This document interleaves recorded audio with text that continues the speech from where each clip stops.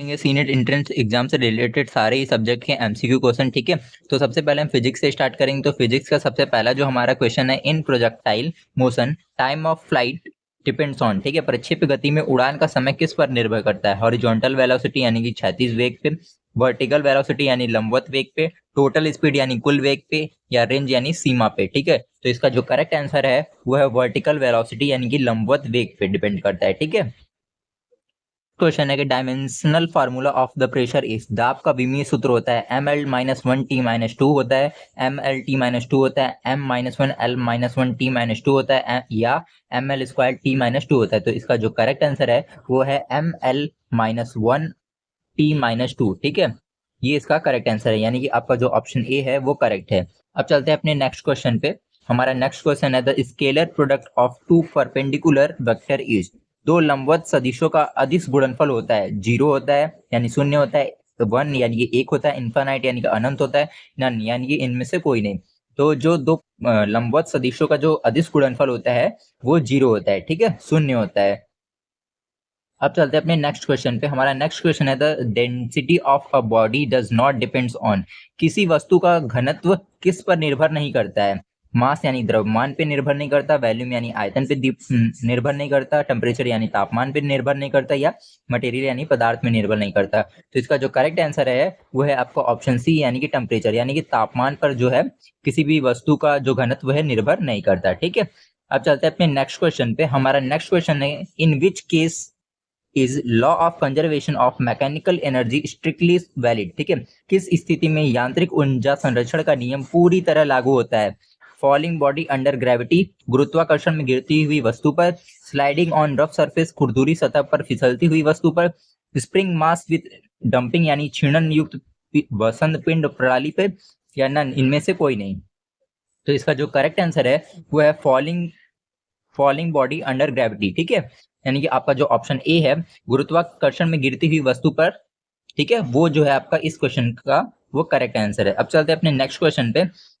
हमारा next question है कि momentum of inertia depends on, यानी जड़त्व आघूर्ण निर्भर करता है मास ओनली केवल द्रव्यमान पे, एक्सिस ऑफ रोटेशन यानी घूर्णन की धुरी पे, एंगुलर वेलोसिटी यानी कि कोणीय वेग पर, नन इनमें से कोई नहीं। तो इसका जो करेक्ट आंसर है वो है एक्सिस ऑफ रोटेशन, यानी कि आपका जो ऑप्शन बी है वो करेक्ट आंसर है। घूर्णन पे जो होता है दूरी पर निर्भर नहीं करता है। ठीक है, अब चलते हैं अपने नेक्स्ट क्वेश्चन पे। हमारा नेक्स्ट क्वेश्चन है the unit of impulse is.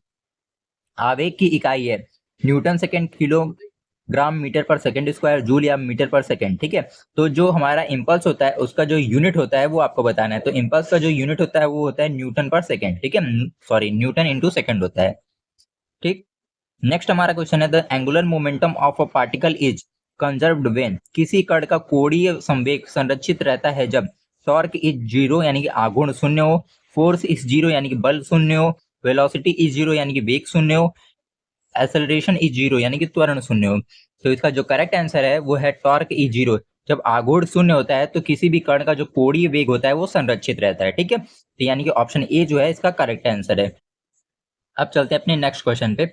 हमारा नेक्स्ट क्वेश्चन है which physical quantity is conserved in elastic collagen, यानी कि प्रत्यास्थ टक्कर में कौन सी भौतिक राशि संरक्षित रहती है? मोमेंटम यानी संवेग, काइनेटिक एनर्जी यानी कि गतिज ऊर्जा, बोथ ए एंड बी यानी ए और बी दोनों, नन इनमें से कोई नहीं। ठीक है, तो आपका जो करेक्ट आंसर है वो है बोथ ए एंड बी। ठीक है, मोमेंटम और काइनेटिक एनर्जी दोनों ही भौतिक राशि जो रहती हैं वो संरक्षित रहती हैं, किसमें? प्रत्यास्थ टक्कर में। ठीक है, अपने बायोलॉजी के एमसीक्यू क्वेश्चन को। तो बायोलॉजी का सबसे पहला जो एमसीक्यू क्वेश्चन है कि which of the following is just C4 plant. ठीक है, निम्नलिखित में से कौन सा एक C4 पादप है?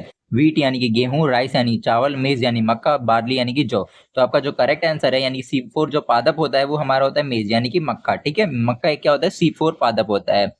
अब चलते हैं अपने नेक्स्ट क्वेश्चन पे। नेक्स्ट क्वेश्चन हमारा है what is the chromosomal number in human somatic cell. ठीक है, मानव की सोमैटिक कोशिकाओं में गुणसूत्रों की संख्या क्या होती है? 23 होती है, 46 होती है, 22 होती है, या 44 होती है? तो ह्यूमन के जो सोमैटिक सेल्स में क्रोमोसोम नंबर होता है वो होता है 46 यानी, ठीक है, ये 23 पेयर में होता है। ठीक है, 23 + 23 इज इक्वल टू 46। ठीक है, तो कितना होता है? 46 होता है। अब चलते हैं अपने नेक्स्ट क्वेश्चन पे। नेक्स्ट क्वेश्चन हमारा है which process has in absorption of water. ठीक है, एब्जॉर्प्शन ऑफ वाटर में इन रूट्स, ठीक है, जड़ों में जल के अवशोषण की प्रक्रिया कौन सी है? डिफ्यूजन यानी विस्तरण, ऑस्मोसिस यानी परासरण, एक्टिव ट्रांसपोर्ट यानी सक्रिय परिवहन, ट्रांसपीरेशन यानी कि वाष्पोत्सर्जन। तो आपका जो करेक्ट आंसर है वो है आपका ऑप्शन बी यानी कि ऑस्मोसिस यानी कि परासरण। ठीक है, अब चलते हैं अपने नेक्स्ट क्वेश्चन पे।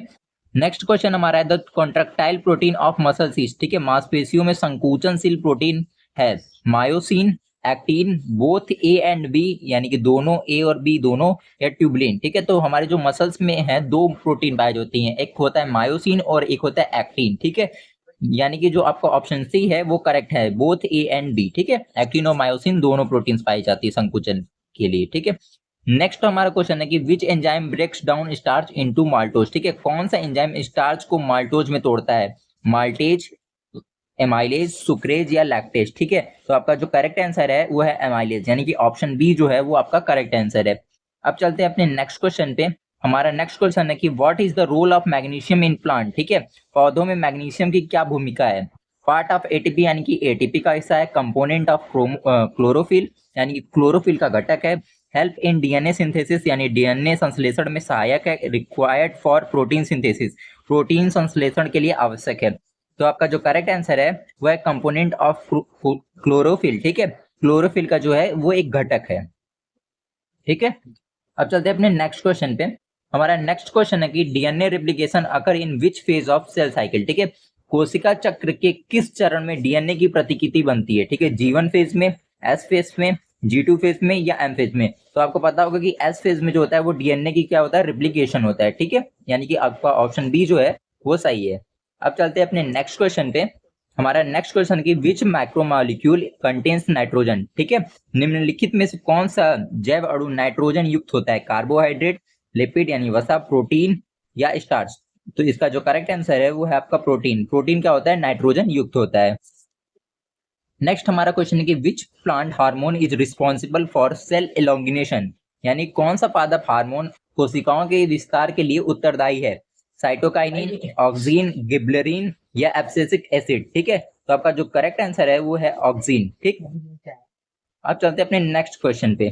Type of epithelial lines the kidney tubules. ठीक है, गुर्दे की नलिकाओं में कौन सा उपकला स्तरित करता है? यानी कि स्क्वैमस एपिथेलियल यानी पृष्ठीय उपकला, क्यूबाइडल एपिथेलियल यानी घनाभ उपकला, कोलुमनार एपिथेलियल यानी स्तंभ उपकला, या फिर सिलिएटेड एपिथेलियल यानी रोम युक्त उपकला। ठीक है, तो आपका जो करेक्ट आंसर है वो है क्यूबाइडल एपिथेलियल। ठीक है, यानी घनाभ उपकला जो है वो पाई जाती है, क्यूबाइडल एपिथेलियल सेल्स पाई जाती हैं। ठीक है, अपने केमिस्ट्री के एमसीक्यू क्वेश्चन को, एमसीक्यू क्वेश्चन जो हमारा सबसे पहला केमिस्ट्री का है, 1 mole of H2O contains the maximum number of atoms among the following, यानी कि 1 मोल H2O में निम्न में से सबसे अधिक परमाणु होते हैं? 1 मोल ऑफ ऑक्सीजन में, 1 मोल ऑफ हाइड्रोजन में, 1 मोल ऑफ O3 में या 1 मोल ऑफ H2O में? तो इसका जो करेक्ट आंसर है वो है 1 मोल ऑफ H2O, यानी कि ऑप्शन डी। ठीक है, चलते हैं अपने नेक्स्ट क्वेश्चन पे। नेक्स्ट क्वेश्चन हमारा है the orbital with highest energy is. ठीक है, निम्न में से किस कक्षा की ऊर्जा सबसे अधिक होती है? 3D की, 4S की, 4P की या 4F की?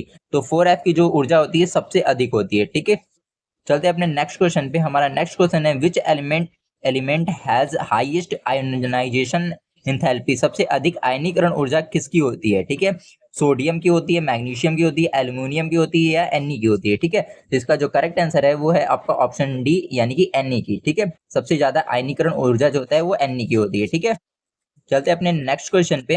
हमारा नेक्स्ट क्वेश्चन है the bond angle in NH3 is approximately, यानी कि NH3 में बंद कोण लगभग होता है। ठीक है, 90 डिग्री होता है, 160 डिग्री होता है, 109.5 डिग्री होता है या 120 डिग्री होता है?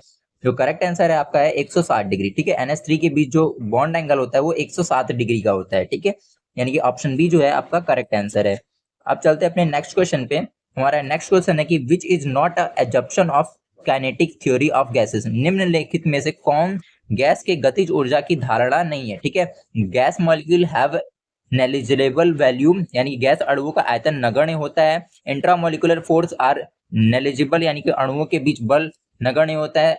All collision are perfectly elastic, यानी सभी टक्करें प्रत्यास्था होती हैं। या gases behave ideally under all condition, gas सभी स्थितियों में आदर्श व्यवहार करता है। ठीक है, तो इसका जो करेक्ट आंसर है वो है आपका ऑप्शन डी, यानी gases behave ideally under all condition, gas सभी स्थितियों में आदर्श व्यवहार करती है। अब चलते हैं अपने नेक्स्ट क्वेश्चन पे। हमारा नेक्स्ट क्वेश्चन है for exothermic reaction of delta H is, एक उष्माक्षेपी अभिक्रिया के लिए डेल्टा एच होता है पॉजिटिव होता है यानी धनात्मक होता है, जीरो यानी शून्य होता है, नेगेटिव यानी ऋणात्मक होता है, या फिर आपका इन्फिनाइट यानी कि अनंत होता है। तो आपका जो डेल्टा एच होता है वो क्या होता है, नेगेटिव होता है उष्माक्षेपी अभिक्रिया के लिए। ठीक है, अब चलते हैं अपने नेक्स्ट क्वेश्चन पे। हमारा नेक्स्ट क्वेश्चन है कि if Q1 is less than K, ठीक है, इन अ रिएक्शन, ठीक है, the direction of the reaction is, ठीक है, यदि किसी अभिक्रिया में Q जो है वो छोटा है K से, तो अभिक्रिया किस दिशा में हो जाएगी, यानी कि होगी या जाएगी। ठीक है, एट इक्विलिब्रियम यानी संतुलन पर, फॉरवर्ड यानी आगे की ओर, बैकवर्ड यानी पीछे की ओर, या स्टॉप यानी कि रुक जाएगी। तो आपका जो करेक्ट आंसर है वो है फॉरवर्ड यानी कि आगे की ओर। अब चलते हैं अपने नेक्स्ट क्वेश्चन पे। हमारा नेक्स्ट क्वेश्चन है in Zn plus CO2 plus is equal to Zn2 plus plus Cu the reducing agent is, इस अभिक्रिया में अपचायक कौन है, Cu है या Cu2 प्लस है, Zn है या Zn2 प्लस है। तो यहाँ पे Zn जो है एक अपचायक है, ठीक है, यानी कि ऑप्शन सी जो है वो करेक्ट आंसर है। अब चलते हैं अपने नेक्स्ट क्वेश्चन पे। हमारा नेक्स्ट क्वेश्चन है कि विच हाइड्रेट इज इलेक्ट्रॉन डिफिशिएंट, ठीक है, कौन सा हाइड्राइड इलेक्ट्रॉन घटक या घट है, ठीक है, NH3, CH4, B2H6 या H2O। तो B2H6 जो है एक इलेक्ट्रॉन डिफिशिएंट है। ठीक है, अब चलते हैं अपने नेक्स्ट क्वेश्चन पे। हमारा नेक्स्ट क्वेश्चन है कि which element does not form an oxide of type, यानी MO, ठीक है, निम्न में से कौन सा MO प्रकार का ऑक्साइड नहीं बनाता है, DE, Mg, Ca या Na। ठीक है, तो आपका जो करेक्ट आंसर है वो है बी, यानी कि ऑप्शन ए जो है वो आपका करेक्ट आंसर है। देखें अपने नर्सिंग एप्टीट्यूड के MCQ क्वेश्चन को। तो नर्सिंग एप्टीट्यूड का सबसे पहला जो MCQ क्वेश्चन है, the abbreviation PRN in medical terms mean, चिकित्सा शब्दावली में PRN का अर्थ है वंस अ डे यानी दिन में एक बार, व्हेन नेसेसरी जब आवश्यक हो, आफ्टर मील्स यानी भोजन के बाद, या बिफोर स्लीप सोने से पहले। तो जो PRN होता है मेडिकल टर्म, उसका मतलब होता है व्हेन नेसेसरी यानी कि जब आवश्यक हो। तो आपका जो बी है ऑप्शन वो करेक्ट आंसर है। ठीक है, अब चलते हैं अपने नेक्स्ट क्वेश्चन पे। हमारा नेक्स्ट क्वेश्चन है a nurse is planning patient care which of the following is the first step of nursing process, यानी कि नर्स रोगी देखभाल की योजना बना रही है, नर्सिंग प्रक्रिया का पहला चरण कौन सा होगा, डायग्नोसिस, असेसमेंट, प्लानिंग या एवोल्यूशन। तो नर्स सबसे पहले क्या करती है, कोई भी पेशेंट आता है तो उसका असेसमेंट करती है, यानी कि मूल्यांकन करती है, उसके बारे में पूछती है, उसकी डिजीज के बारे में पूछती है। ठीक है, तो ये क्या कहलाता है, उसका असेसमेंट कहलाता है। ठीक है, अब चलते हैं अपने नेक्स्ट क्वेश्चन पे। हमारा नेक्स्ट क्वेश्चन है कि which quality is most essential for a nurse to establish therapeutic communication, रोगी के उपचारात्मक संचार स्थापित करने के लिए नर्स में सबसे आवश्यक गुण कौन सा है, सिंपैथी यानी सहानुभूति, इम्पैथी यानी कि सहानुभूति की यानी भावनाओं की समझ, या इंटेलिजेंस यानी बुद्धिमत्ता, या फ्रेंडलीनेस यानी कि मित्रता। तो नर्स में सबसे जरूरी जो होता है वो क्या होना चाहिए, एम्पैथी होना चाहिए, यानी कि वो पेशेंट की भावनाओं को समझ सके। ठीक है, एम्पैथी का मतलब यही होता है कि दूसरों की भावनाओं को समझ सके अपने पेशेंट की। ठीक है, अब चलते हैं अपने नेक्स्ट क्वेश्चन पे।